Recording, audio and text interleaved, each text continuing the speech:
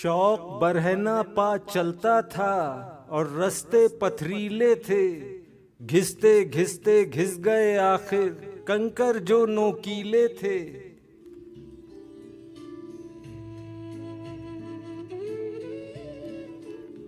खारे चमन थे शबनम शबनम, फूल भी सारे गीले थे। शाख से टूट के गिरने वाले पत्ते फिर भी पीले थे।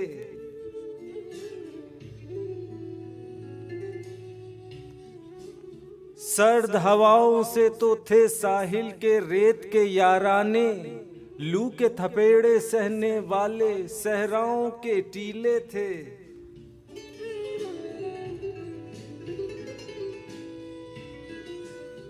ताबिंदा तारों का तोहफा सुबह की खिदमत में पहुंचा। रात ने चांद की नजर किए जो तारे कम चमकीले थे।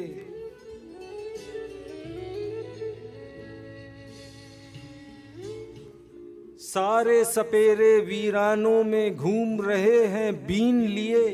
आबादी में रहने वाले सांप बड़े जहरीले थे।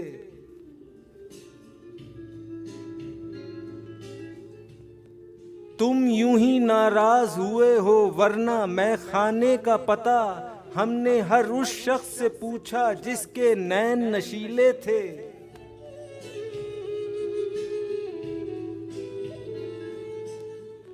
कौन गुलाम मोहम्मद कासिर बेचारे से करता बात, ये चालाकों की बस्ती थी और हजरत शर्मीले थे।